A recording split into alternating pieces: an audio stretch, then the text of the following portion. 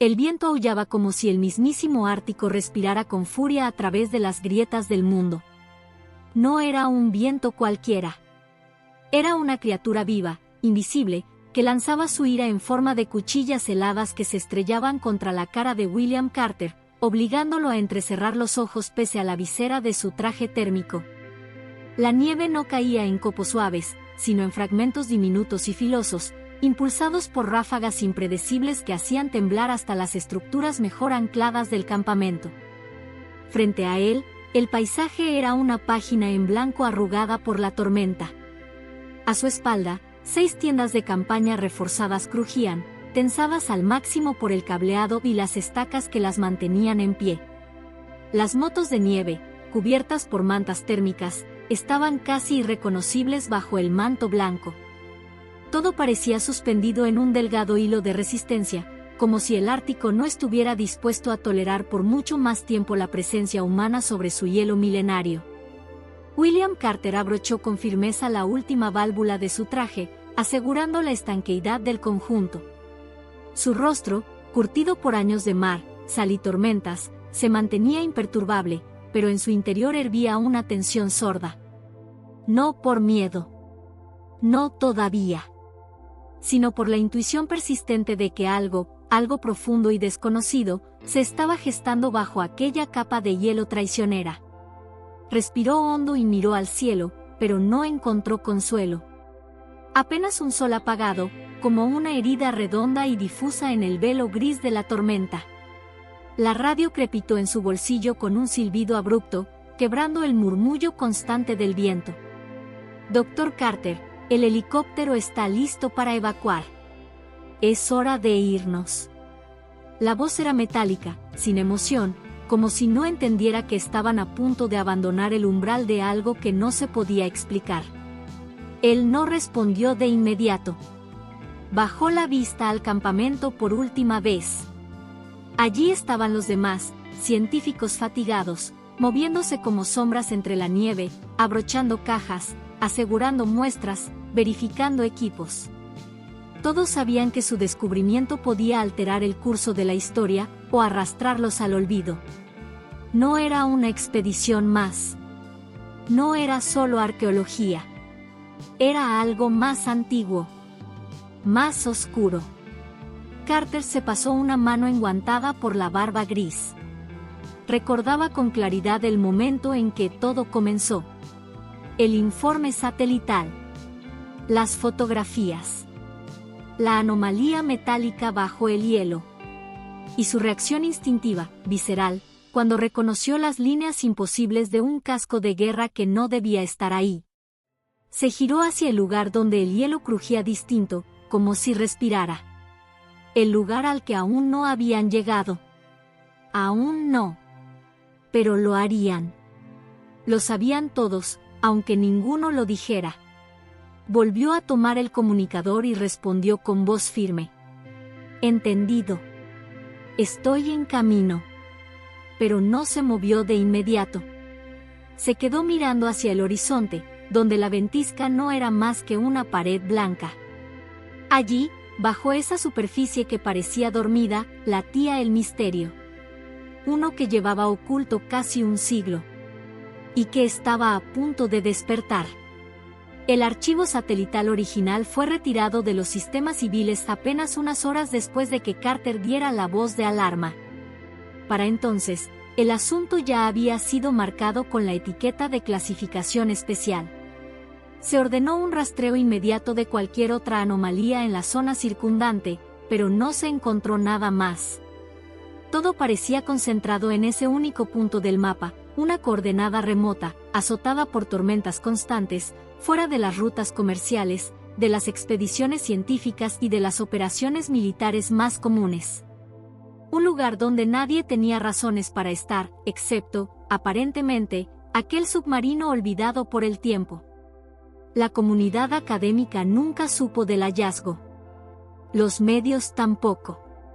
La información no salió de los despachos cerrados de los altos mandos. En su lugar, se activó un protocolo de emergencia reservado solo para casos de descubrimientos que pudieran alterar el orden geopolítico o la seguridad internacional. porque aquello no era solo historia. No era arqueología. Era algo más. Una pieza de guerra. Una reliquia de un conflicto que aún arrojaba sombras sobre el presente. Y nadie, absolutamente nadie, sabía qué podía contener. Carter no era un hombre dado a las fantasías. Había pasado media vida entre pecios hundidos, mapas corroídos y bitácoras mojadas por el agua salada. Había explorado embarcaciones fantasmas en el fondo del Atlántico, recuperado cartas de capitanes desaparecidos, reconstruido itinerarios borrados por el tiempo. Pero esto era distinto. Esta vez, algo en sus entrañas le decía que no estaban ante un simple naufragio. Porque los submarinos, cuando desaparecen, lo hacen con señales. Emisiones. Distress calls. Oleaje. Incluso los que caen en silencio suelen dejar rastros, registros parciales, rumores, sobrevivientes. Pero este no. Este no existía. Nunca existió. Era como si hubiera sido borrado de la historia de forma deliberada. Y si era cierto que pertenecía al tipo 9, entonces su autonomía era enorme. Podía haber salido desde cualquier base europea y, en teoría, haber llegado hasta el Ártico. Pero, ¿por qué? ¿Con qué propósito? ¿Quién lo tripulaba? ¿Por qué nadie habló jamás de su ruta? ¿Por qué estaba intacto? Carter se obsesionó con las imágenes. Amplió, giró, analizó cada sombra. Una de las tomas más reveladoras mostraba una sección más abultada del casco. Una compuerta secundaria. Pero lo que lo hizo fruncir el ceño no fue eso. Fue una sombra más profunda, más rectangular, parcialmente visible a través del escáner de infrarrojos, algo almacenado en el interior. Cajas. Contenedores. Eso encendió las alarmas. Porque si se trataba solo de una nave perdida, el protocolo sería distinto. Bastaría con enviar un equipo de arqueólogos y cerrar el caso como otro accidente de guerra. Pero el contenido, eso era otra historia. Especialmente si los contenedores estaban herméticos. Especialmente si había documentación en su interior. O peor. Carga biológica. Carga experimental. Y Carter conocía bien los rumores. Los archivos recuperados tras la caída de Berlín hablaban de proyectos secretos. De investigaciones llevadas a cabo en laboratorios subterráneos, con nombres como Operación Sol Negro, Proyecto Valquiria o Ragnarok. Experimentos que desafiaban la ciencia de su tiempo. Algunos eran pura ficción propagandística. Otros, sin embargo, habían dejado rastros reales. Demasiado reales. Por eso, cuando el Comando Conjunto le ofreció liderar una expedición al Ártico para investigar el hallazgo, no lo dudó.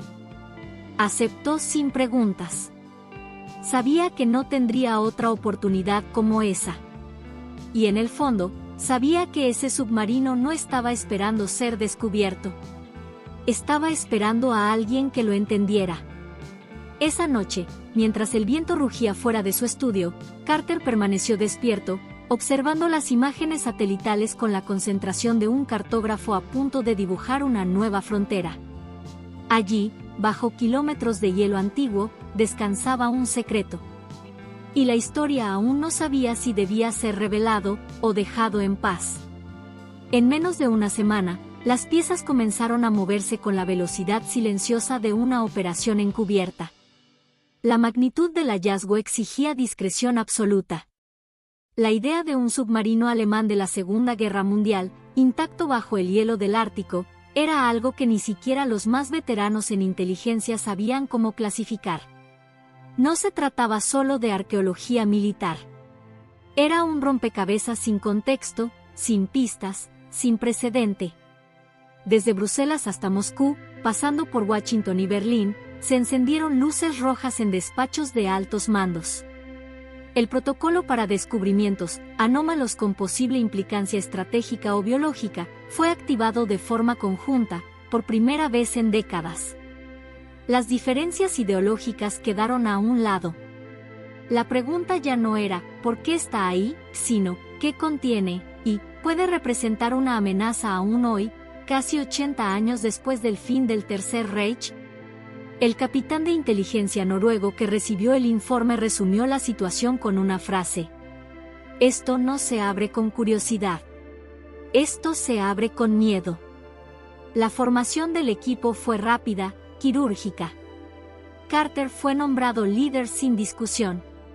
Su experiencia en estructuras sumergidas, en pecios sellados durante décadas, y su conocimiento de la tecnología bélica de mediados del siglo XX lo hacían insustituible.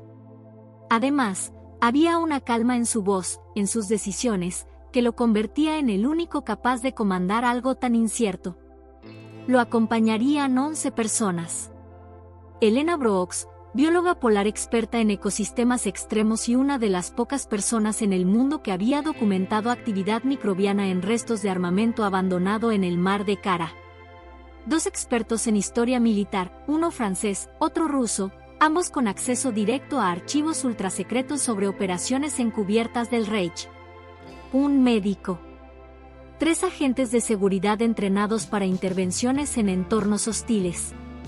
Y 2 pilotos militares, encargados del transporte en helicóptero hasta el punto más cercano al hallazgo. Se les dieron 48 horas para reunirse en Troms, Noruega, y de ahí volar en secreto hasta la base temporal más cercana al casquete polar. En los informes oficiales, la operación fue registrada como un ensayo de rescate antártico multinacional. En la práctica, nadie fuera de esa docena de personas sabía lo que iban a buscar.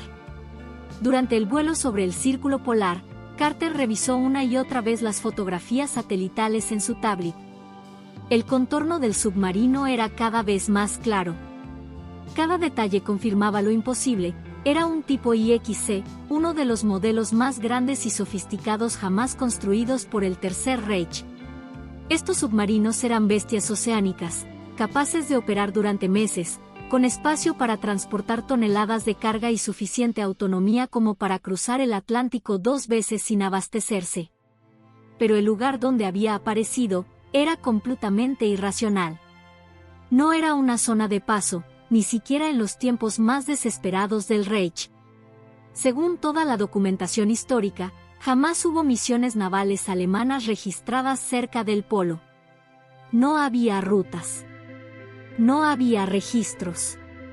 Era como si ese submarino hubiera atravesado el velo del tiempo y emergido, completo, en el peor lugar posible para ser descubierto. Al llegar al primer campamento de avanzada, la temperatura ya rondaba los menos 40 grados centígrados. El sol no se alzaba más que unas pocas horas al día, y las noches eran un océano de silencio blanco, cortado solo por el rugido ocasional del viento. La ventisca convertía el paisaje en un túnel sin horizonte. Pero todos estaban listos. Sabían que no habían sido convocados por sus títulos. Estaban allí porque eran los mejores. Porque se los podía confiar un secreto que no debía repetirse jamás. En la segunda noche, Elena fue la primera en verlos. A través de una de las ventanas de su tienda, vio una figura moviéndose en la distancia. Al principio pensó que era una ilusión óptica, un juego de la luz entre la nieve y el hielo. Pero luego, otra más. Y otra. 12, 15, siluetas silenciosas que caminaban en paralelo al campamento, manteniendo una distancia constante, como si estuvieran delimitando algo. Como si marcaran un límite invisible. Lobos, susurró ella, con la voz apenas audible, como si no quisiera que la oyeran. No eran comunes en esa latitud, y mucho menos en esa cantidad. Pero allí estaban, deslizándose entre las dunas de nieve como sombras antiguas, con los ojos brillando en la oscuridad como brasas amarillas. No mostraban signos de agresión. No se acercaban. Tampoco huían. Solo observaban. Elena alertó a Carter, y él, al verlos, sintió un escalofrío que no venía del clima. No están aquí por nosotros, dijo en voz baja. están aquí por lo que vamos a encontrar. Los lobos no se marcharon. Y cuando finalmente el equipo partió hacia el punto exacto donde el satélite había señalado la anomalía, ellos fueron detrás, a distancia. Silenciosos. Eternos. Como si fueran los guardianes de un secreto que jamás debió ser desenterrado. La travesía comenzó al amanecer, aunque en el Ártico esa palabra carecía de significado. El cielo apenas cambiaba de tonalidad, de un gris profundo a un blanco lechoso sin borde ni horizonte. El viento había dado una tregua momentánea, como si la propia tormenta contuviera el aliento ante lo que estaba por suceder. William Carter caminaba al frente del grupo, las botas hundiéndose en la nieve hasta las pantorrillas, guiado por un GPS militar que parpadeaba con intermitencia bajo el frío extremo. A su lado, Elena Brooks revisaba cada pocos pasos los instrumentos de monitoreo atmosférico, aunque la lectura siempre era la misma: helado. Silencio. Inquietante calma. Detrás de ellos, en formación cerrada, avanzaban los demás, los historiadores militares envueltos en sus trajes de aislamiento, uno de los agentes de seguridad con un fusil automático colgado del pecho, los científicos arrastrando trineos cargados con equipos de perforación y sensores de profundidad. A pesar del silencio, todos sentían la misma presión invisible en el pecho, como si el aire fuese más denso, más pesado con cada metro que se acercaban al objetivo. Fue Elena quien volvió a verlos primero. A nuestra derecha, susurró con un tono que no necesitaba más explicación. Carter detuvo el avance con un gesto firme. Todos se detuvieron. Giraron lentamente la cabeza. Y allí estaban. A unos 40 metros de distancia, recortadas contra la blancura perfecta de la planicie, se veían las siluetas de los lobos. Más de una docena. Tal vez 20. Lobos árticos, de pelaje blanco y ojos que no parecían reflejar la luz, sino contenerla. Caminaban en paralelo, acompañando el avance humano sin ruido, sin aullidos, sin siquiera respirar con fuerza. Solo estaban allí. Firmes. Coordinados. Como un segundo pelotón de vigilancia que no necesitaba dar órdenes. No es normal, murmuró Elena. Los lobos no hacen esto. Si sienten curiosidad, observan desde la distancia y desaparecen. Si se sienten amenazados, atacan o huyen. Pero esto es otra cosa, terminó Carter por ella, sin quitarles los ojos de encima. Y lo era. Los animales se comportaban como si hubieran estado esperando. No una presa. No comida. Sino ese momento exacto. Esa caminata. Ese equipo humano. Y ese destino helado. Los científicos intentaron mantener la compostura. Algunos susurraban teorías, otros desviaban la mirada, ignorando lo que no podían explicar. Pero los lobos seguían allí. Silenciosos. Mudos como estatuas móviles. ¿Y sí? Preguntó uno de los historiadores en voz baja, ¿y si están cuidando algo? Nadie respondió. A medida que avanzaban, los lobos mantenían la formación.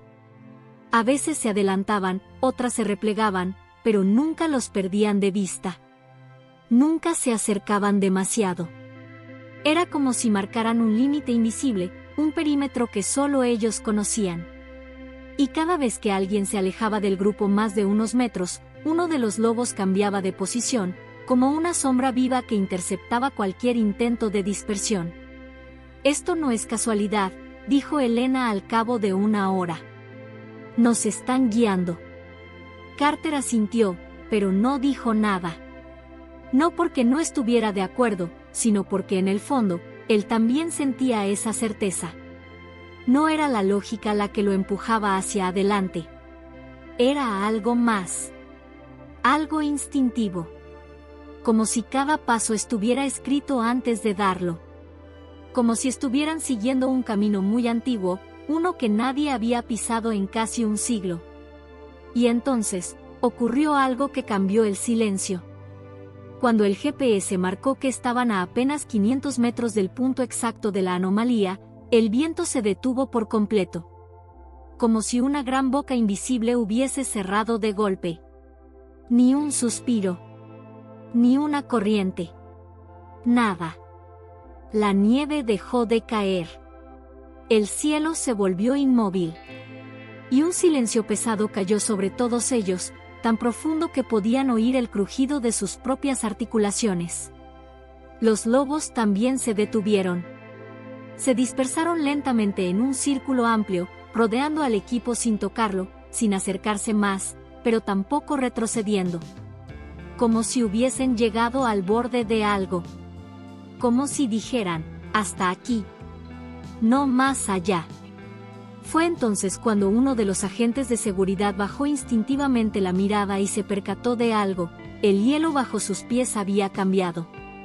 Ya no era nieve suelta, ni cristales acumulados. Era una superficie densa, sólida, pulida. Demasiado uniforme para ser natural. Carter sacó el escáner de suelo y lo encendió. La pantalla mostró el contorno de un objeto alargado, metálico, de más de 70 metros de largo. Curvado. Completo. Enterrado bajo solo 2 metros de hielo. El submarino. Y mientras todos se quedaban mirando la imagen, mudos de asombro, los lobos alzaron la cabeza al unísono. Y aullaron. No fue un canto salvaje. No fue una amenaza. Fue un aviso. Uno que heló la sangre de todos los presentes, incluso dentro de sus trajes térmicos. Uno que parecía decir, están por desenterrar algo que nunca debió ser encontrado. El último tramo hacia la anomalía fue recorrido con un extraño respeto. Nadie hablaba. Nadie bromeaba.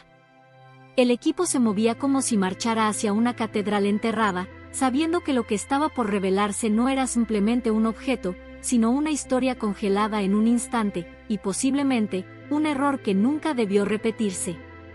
El clima, inexplicablemente, se había estabilizado. El viento se detuvo. La temperatura seguía siendo brutal, pero el aire ya no aullaba.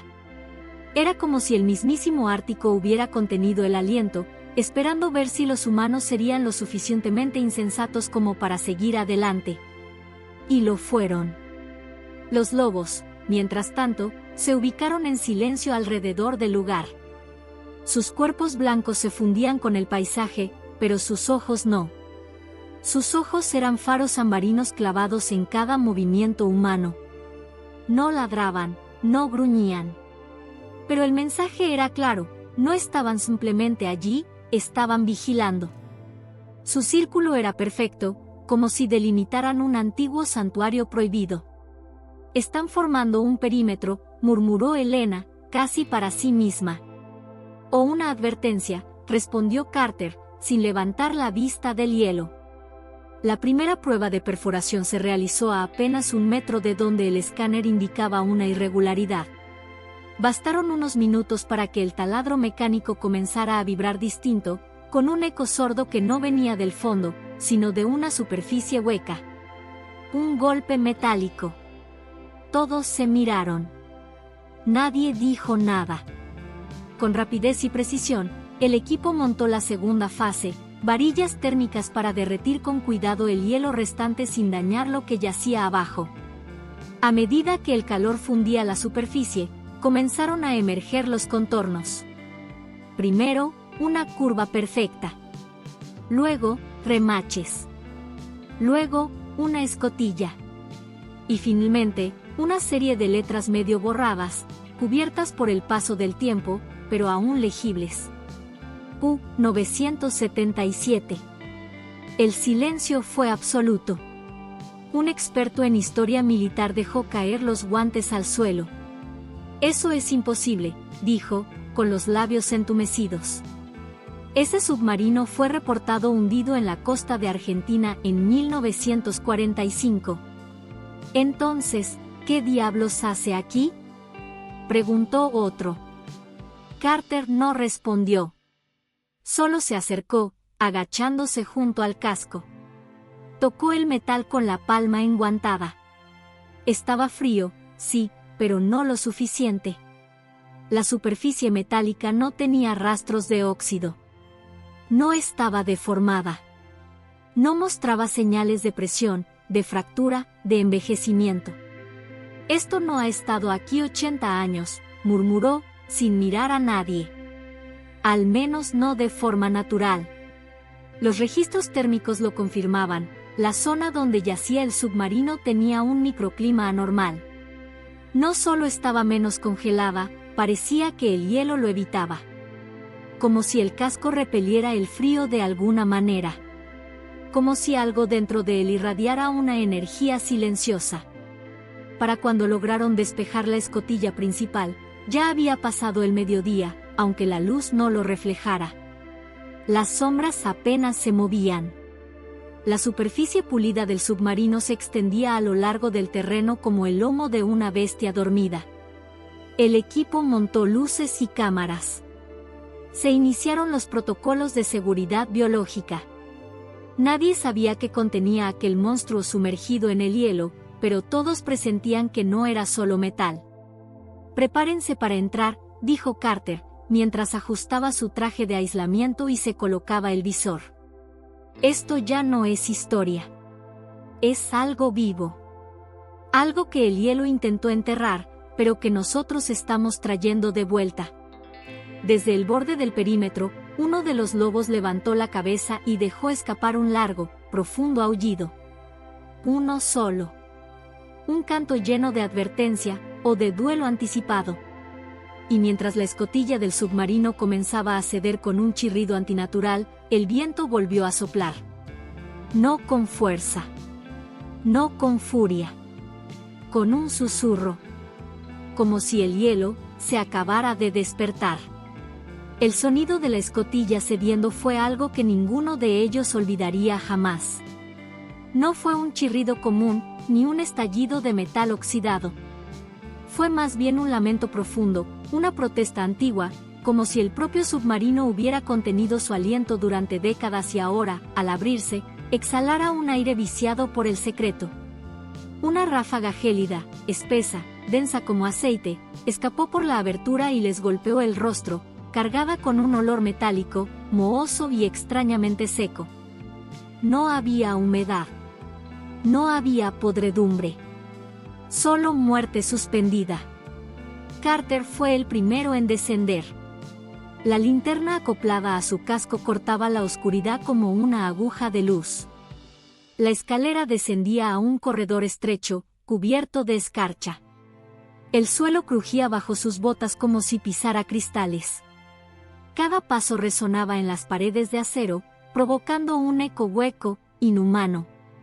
Detrás de él, uno a uno, bajaron los demás, en completo silencio. Y entonces lo vieron. Los cuerpos. No descompuestos. No derretidos. No putrefactos. Congelados. Congelados en sus posiciones como si el tiempo mismo se hubiera detenido a una orden.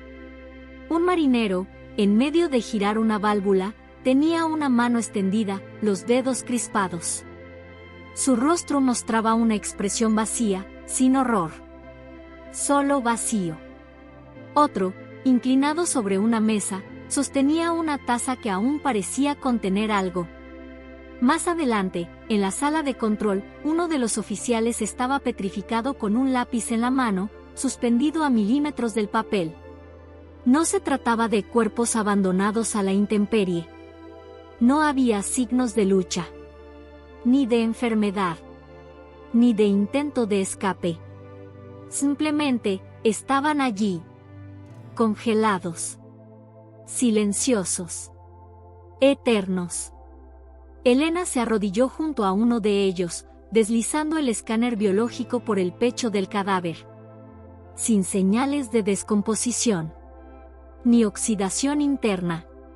Es como si se hubieran apagado de golpe. Como si sus cuerpos hubieran sido desconectados.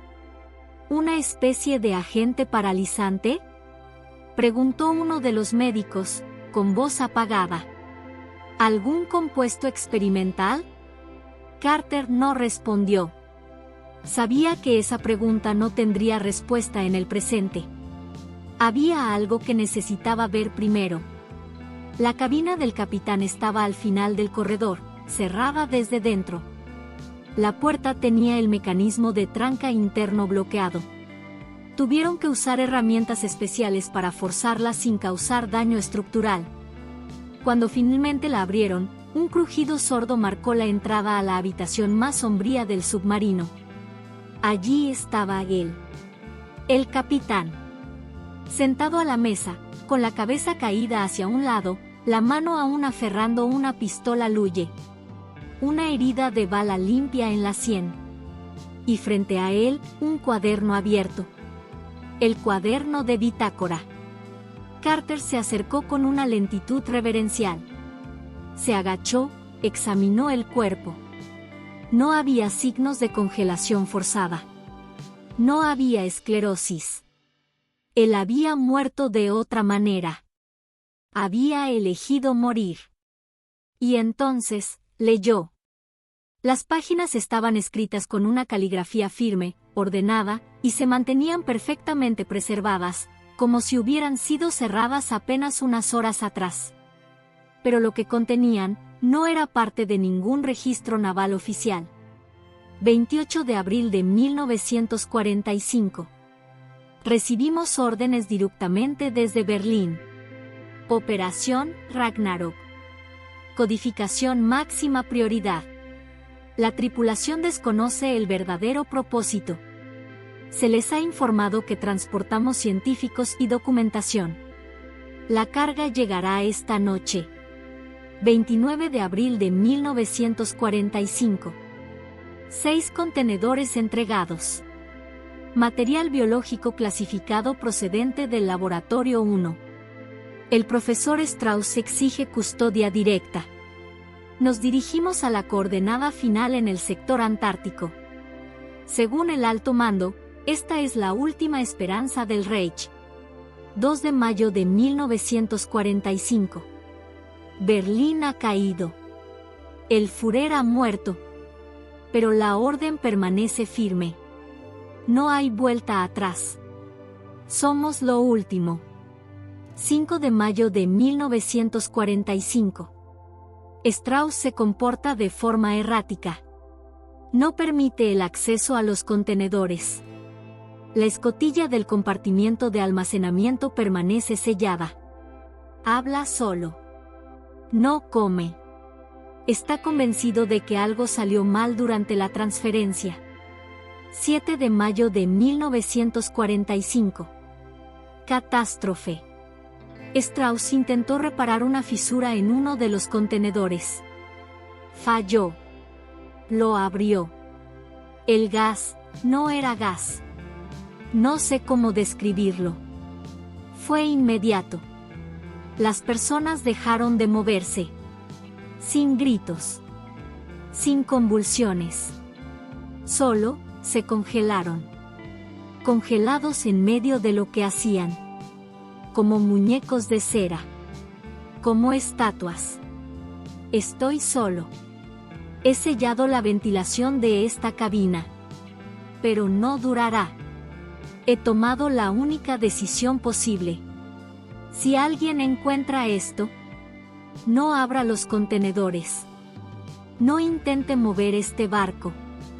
Que el hielo lo reclame. Que nadie vuelva a cometer nuestro error. Que Dios nos perdone. Carter cerró lentamente el cuaderno y se lo pasó a Elena, que lo tomó con manos temblorosas. Operación Ragnarok, susurró. Una última arma. Una venganza después de la derrota. No fue un arma, dijo Carter, sin apartar la vista del cadáver del capitán. Fue una maldición. Y él fue el único lo bastante humano como para sellarla antes de que saliera al mundo. El silencio se hizo otra vez, profundo, absoluto. Solo interrumpido por el eco de los pasos en retirada, cuando abandonaron la cabina. Nadie volvió a hablar durante horas. Fuera, Los lobos no se habían movido ni un centímetro. La sala de carga estaba al fondo del submarino, tras una compuerta de acero con refuerzos adicionales. Ningún otro compartimiento tenía esa clase de blindaje. Ni los dormitorios. Ni la sala de motores. Ni siquiera el puesto de mando. Estaba claro que lo que allí se guardaba no era simple documentación, ni material de laboratorio. Era algo cuya sola presencia exigía contención. Y, de algún modo, incluso así, había fallado. Los científicos tardaron casi una hora en conseguir abrir la compuerta sin desencadenar un desastre. Elena y uno de los técnicos de biocontención supervisaron cada paso con respiradores de presión positiva y medidores de partículas suspendidas. Nadie sabía exactamente qué clase de sustancia se había liberado en 1945. Ni siquiera si seguía activa. Pero nadie estaba dispuesto a descubrirlo por accidente. Cuando al fin lograron liberar los pestillos, la puerta se abrió con un silbido sordo, como el suspiro contenido de una tumba. Y lo que encontraron al otro lado fue una escena tan impecablemente ordenada como macabra. 6 contenedores metálicos de unos 2 metros de largo por 1 de ancho, alineados con precisión quirúrgica. Cada uno con inscripciones alemanas apenas visibles, números de serie, símbolos científicos. No había humedad en el aire. No había moho. La temperatura interna era anormalmente baja, como si el compartimiento se hubiera mantenido en una especie de crioestasis rudimentaria. Todos los contenedores estaban cerrados. Todos, excepto uno. El número 4 tenía la tapa completamente deformada, como si algo hubiera presionado desde dentro. No había signos de explosión. No había orificios de salida. Solo un abombamiento irregular, como una exhalación que congeló el metal al contacto. Y a su alrededor, en un radio de 3 metros, una capa de escarcha blanca cubría el suelo, el techo y las paredes. No era escarcha común. Era más densa. Más viscosa. Como una niebla que se hubiera cristalizado. «No lo toquen», ordenó Carter con voz grave. Elena, detrás de él, sostenía su tablet con lecturas biológicas. Su rostro palideció al mirar los datos. «Esto no es hielo», dijo. «Es una especie de biomasa cristalizada. Hay células en suspensión, pero no están muertas». Uno de los técnicos de seguridad se acercó un poco más con una luz ultravioleta y la dirigió hacia la escarcha.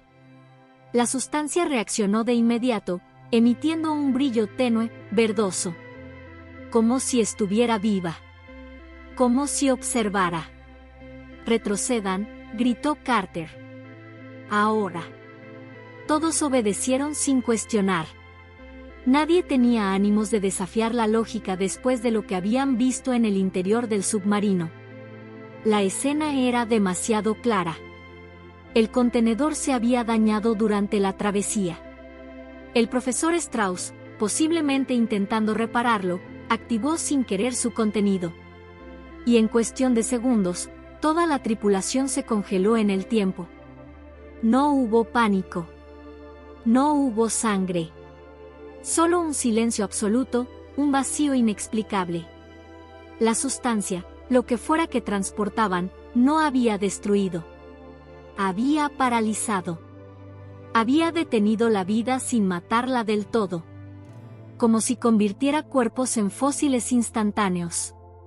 Como si los aislara del tiempo. «Si esto se libera en una ciudad», dijo Elena, con la voz quebrada, «millones de personas quedarían atrapadas en ese instante. Congeladas para siempre. Como si el mundo se detuviera a media respiración. Y lo peor», añadió Carter en voz baja, «es que no tenemos idea de si el contenedor 4 era el más peligroso, o el menos. Los otros 5 seguían sellados. Impecables. Como si durmieran. Como si esperaran». Carter se acercó al contenedor deformado. No lo tocó. Solo lo observó. Luego se giró hacia los demás. Este submarino no puede moverse. Ni ahora.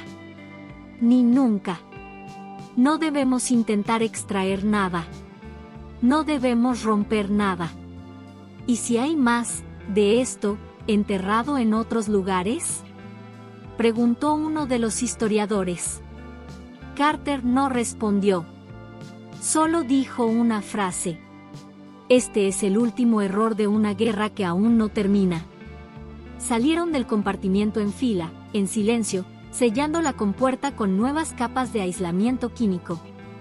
Afuera, en el pasillo estrecho del submarino, el frío se sentía más espeso. Más antiguo. Como si la nave entera supiera que había sido abierta otra vez. Y fuera, sobre el hielo, los lobos seguían en su lugar. Inmóviles. Observando.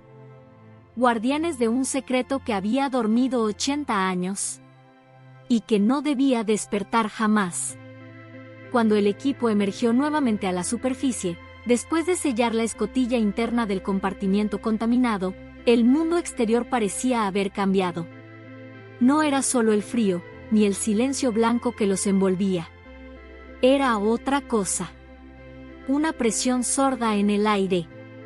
Una tensión que no venía de la atmósfera, sino del suelo. Del hielo. William Carter fue el último en salir, con pasos lentos y pesados, como si dejara atrás no solo una cámara sellada, sino una parte de sí mismo. Al cerrar la escotilla exterior del submarino, reforzada con nuevas placas y con una capa química de aislamiento desplegada alrededor del perímetro inmediato, todo quedó en un estado de calma falsa. Pero entonces, ocurrió. Sin aviso previo, sin una señal visible, la manada entera de lobos árticos, más de 20 cuerpos pálidos apostados en un círculo perfecto alrededor del sitio, levantó sus cabezas al unísono y dejó escapar un aullido prolongado. No era un sonido salvaje. No era rabia. No era miedo. Era un lamento. Un lamento profundo, antiguo, que se extendió como una onda invisible sobre el hielo. El sonido no se elevó bruscamente ni fue caótico. Era armonioso. Grave. Como si cada lobo supiera exactamente cuándo debía abrir la garganta, cuánto debía durar el canto, y cuándo debía detenerse. Resonó en la planicie helada durante casi un minuto entero, y después, nada. Silencio. Elena se quedó mirando, con los labios entreabiertos y la mirada fija en el alfa de la manada, un macho de pelaje grisáceo con vetas negras alrededor del rostro. No lo están haciendo por nosotros, susurró. Lo están haciendo por lo que acabamos de sellar. ¿Te das cuenta de lo que acabas de decir?, respondió Carter, sin sarcasmo, solo con el peso de la constatación. Sí, asintió ella, sin despegar los ojos de los lobos. Llevo años estudiando su comportamiento, William. No actúan así. No forman círculos, no siguen humanos a kilómetros, no emiten estos aullidos perfectamente sincronizados sin una razón. ¿Y cuál sería la razón? Ella se volvió hacia él.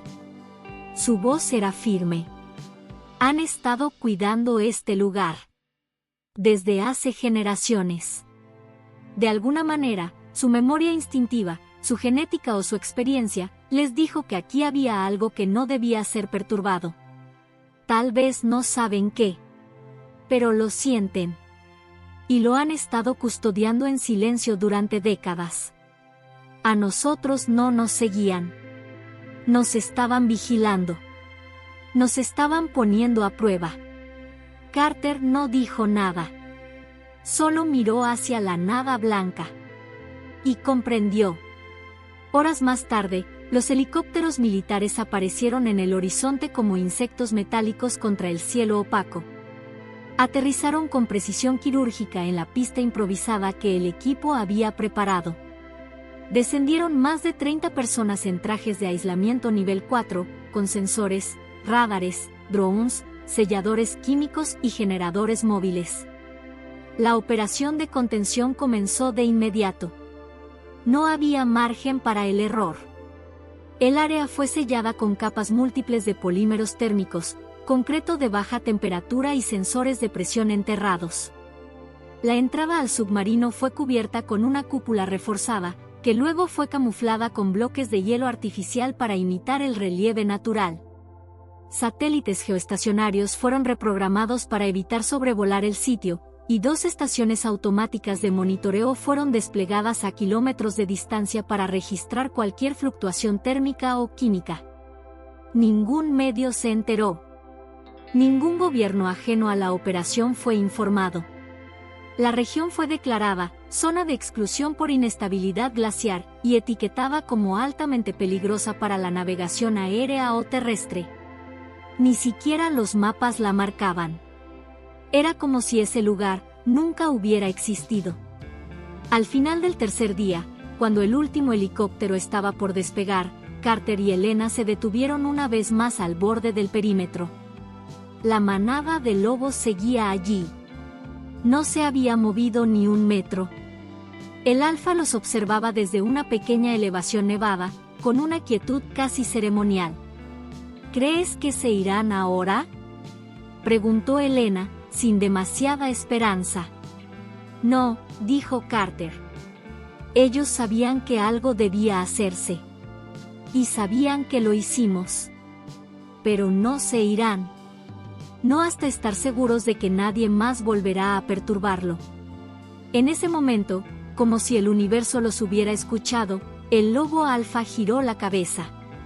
Y lo que hizo a continuación quedó grabado para siempre en la memoria de ambos. Asintió.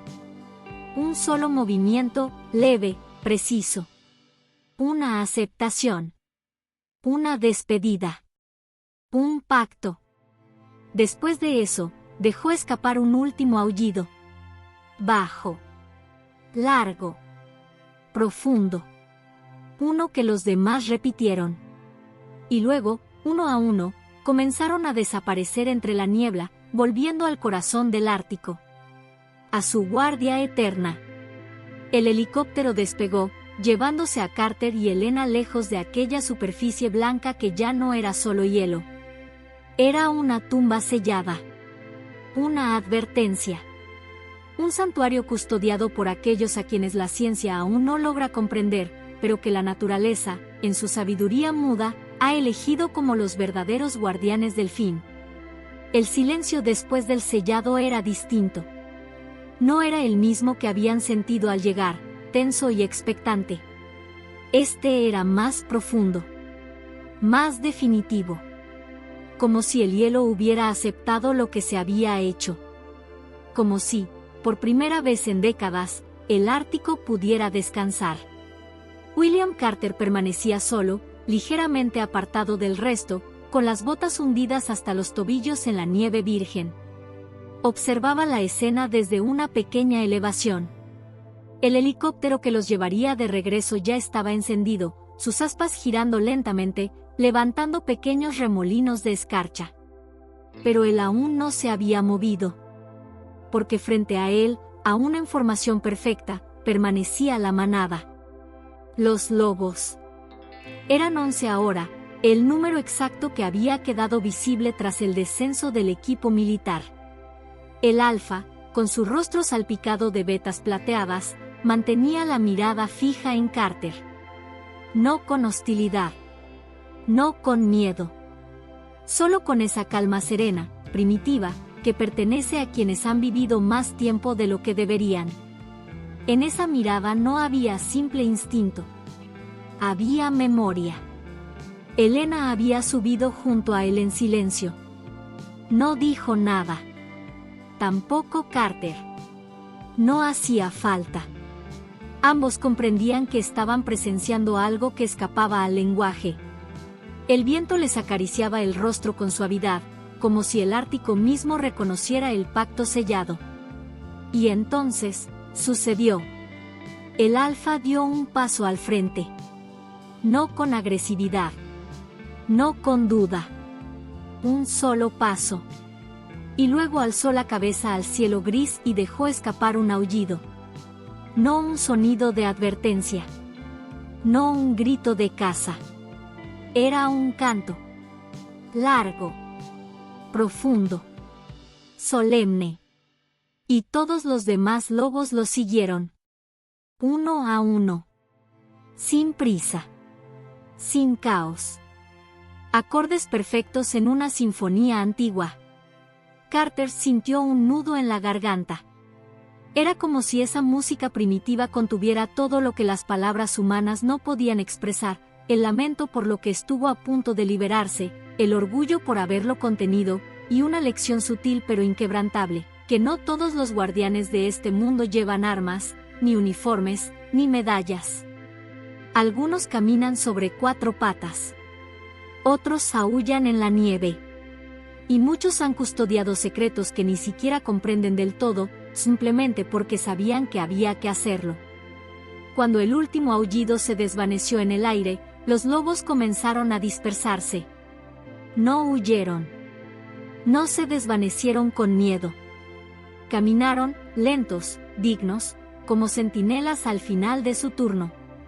Solo el alfa se quedó un momento más. Miró una vez más a Carter, con la cabeza en alto. Y entonces giró.